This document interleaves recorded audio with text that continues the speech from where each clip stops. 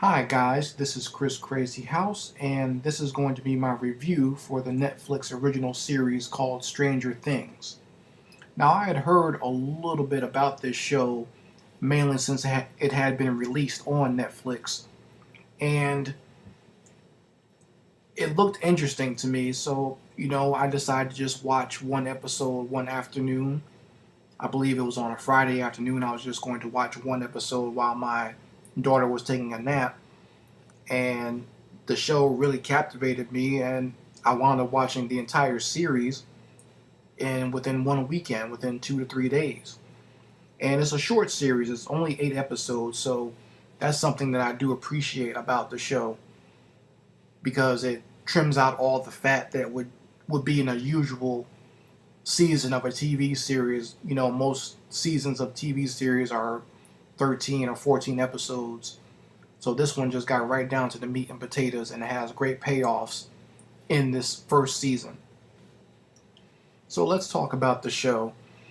It was created by these guys called the Duffer Brothers, and I believe that they had pitched it to several different networks, and it just didn't work out because the networks felt that this series either had to be a kids show or it had to be just about adults, but you couldn't have intriguing child characters and intriguing adult characters and have scary elements all in one show.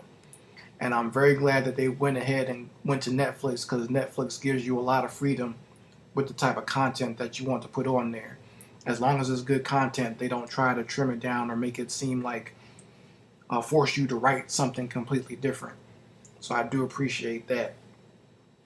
The basic premise of the show is about a young boy named Will who disappears in a small town. I believe it takes place in Indiana, even though they shot the whole show in Georgia. But he disappears, and his three friends go out looking for him. Of course, the whole town is looking for him, especially his mother.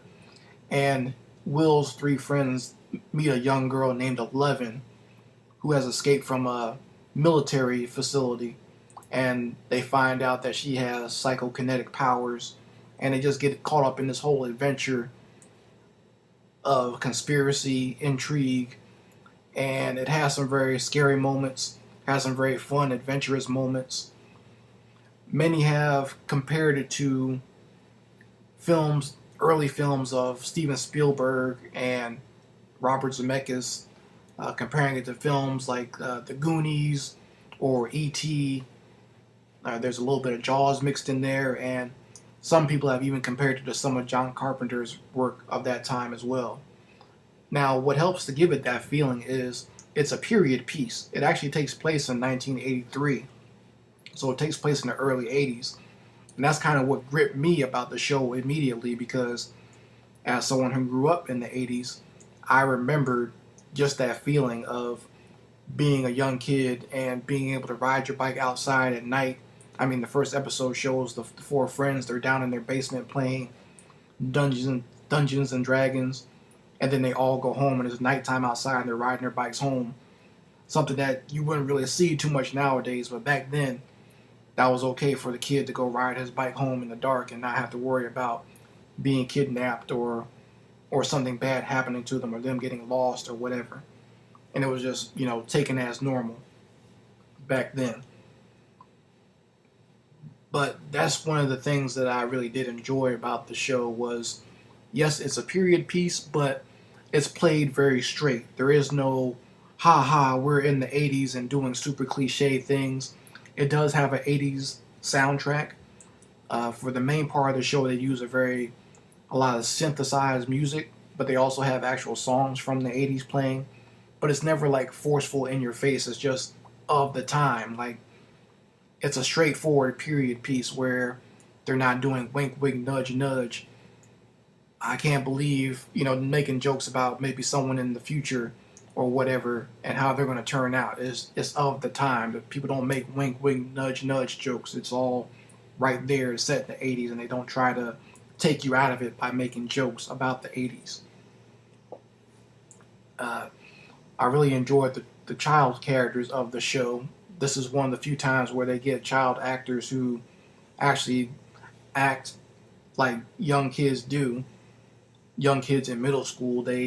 Young kids in middle school, they're still at that point where they still do believe in a lot of real fantasy. That some of them believe it's real. Some of them, like the character Lucas, the black kid in the group, he's a little bit more skeptical about these things. So you have some kids that are kind of growing out of that fantasy mode, but some of them who still believe, but they're all still hanging out together. There are kids who are into science and kids who are into fantasy, like Dungeons and Dragons. Sometimes kids, like the character Dustin, some kids in middle school do use profanity. I know I did when I was that age. So it felt very real and authentic as far as how young, especially young boys, interact with each other. It wasn't a cliche or them trying to get kids to sound more adult than they should or more childlike than they should. It was pretty straightforward in that respect. Uh, of course, the big character that everyone seems to love is the character of Eleven. And I think this young female actress did a very good job. I believe her real name is Millie Bobby Brown. And she brings a lot of character to this young girl, 11, who escaped from this military facility because she really doesn't have many speaking lines. They're very sparse and in between. And I know that this girl is British, so just the fact that she can do an American accent, but also just be able to emote and give such a great performance with just her face and the way she acts and not have to give so many lines of dialogue. She does a very great job, and I would say definitely watch out for her in the future as an actress, because if she can put out this type of work now, no telling how far she can go later on. Another favorite character of mine was the sheriff, Jim Hopper. Now, what I liked about this sheriff character is he actually does some real police detective work. So often in these types of shows or these types of movies where there's something weird going on or there's some conspiracy going on, the cops are always played very dumb and they don't believe what's really going on in the background or what conspiracy is going on. They're always very down on the main characters, but this sheriff actually does do some police work. He goes to the actual facility, the military base that 11 escaped from, and he finds out very early on what the conspiracy is. And he's a very interesting character. I'll give you a little bit of a spoiler on the show. We find out later on that his actual daughter died from cancer, I believe, and because of that, I think that gives him more extra motivation to try to find the young boy Will. It's almost like a second chance for him to actually save a child, because you see little flashbacks of how he really wanted to save his daughter, but there was nothing he could do because she had cancer and she was going to die. Uh, like I said, he was a good character in the fact that, no one had to really convince him that things were going crazy. He found out on his own and even had a moment with Will's mother, who's played by the actress Winona Ryder, where he actually tells her, "I believe you now. I believe everything you're saying." And then from then on, they kind of work together to figure out what's going on in their town. Now, some other characters that a lot of people, I haven't heard too many people talk about in their actual reviews, is the teenage characters. Now, these ones, they almost kind of started out like a cliche, but as the story went on, they stopped being cliche characters and they kind of broke out of that mold of classical teen archetypes that you see in horror movies or in even genre movies like you see in the movies in the 80s. Because it would have been real easy for them to be just these teenage jerks, but also they find out about this conspiracy and they're able to work together even across, I guess, whatever you would say, popularity lines, because the main character Nancy, who is one of the four friends, I believe the leader of the four friends, Mike, that this is his older sister, and at the beginning of the show, all she cares about is getting with this most popular guy named Steve.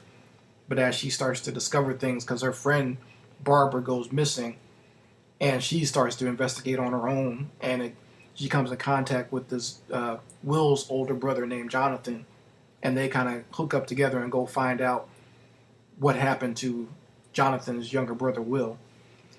And like I said, they could have easily been cliches. Even the boyfriend, I think his name is Steve on the show, the boyfriend of Nancy. He could have easily been a cliche jerk. I mean, you almost want to hate him because he's the most popular guy. He's got the nice hair, and he's a jerk to the character Jonathan, who's more of an introvert. But later on, he redeems himself and he becomes more of a three-dimensional character. He's not just that typical jock, I'm popular, I'm pretty jerk. So, and he actually does care about the girl Nancy. So I did appreciate that. Lots of great things in the show. Like I said, it could have easily been a cliche. It takes a lot of cliches and it kind of flips them on their head and makes it more interesting with the characters, and they kind of defy what their cliche and typical role would be to become something more, become three-dimensional characters, and you become very invested in all the characters in the show, and you appreciate where they're coming from and their character arcs throughout the show. Uh, I mean, that's. I really just wanted to give a brief review. I didn't want to spoil too much of the show because I really want you guys to go check it out. If you do have a Netflix subscription, I would advise you go check it out. And I am doing some more videos on this channel about the show, but not so much talking about just the plot of the show. I want to talk about some of the conspiracy theories and the mysteries that the show embeds in itself, because that's the second character in the show that makes it so much better for someone like me who's into conspiracy theories, who's into, wacky and weird science and just strange facts and strange stories. So I'm going to do separate videos just about those things, and I'm going to try to divide them up based on subject matter, and I'll show you where it is in the show Stranger Things, but also where these conspiracies come from, and also where you can see that same theme in other films, because there's a lot of parallels in Stranger Things with other films dealing with the same mystery and conspiracy subjects. So overall, I would have to say Stranger Things is one of the better shows I've seen in a long time. I definitely recommend you go check it out. Very fun show. And I know you'll have a good time watching it if you're into sci-fi, into a little bit of horror, and even if you're a little nostalgic about the 80s, you will definitely appreciate it. Like, I know one reviewer was saying, and on the Armchair Directors, he was saying that at first he thought this was a show that would just happen to be found on VHS, and they just cleaned it up and put it on Netflix. But no, it's a brand new show. It's not a found footage show or a found show that a hidden gem from the 80s, but it does it so well and hits all those notes so well. And if you're a child of the 80s, it will hit your nostalgic spot as well.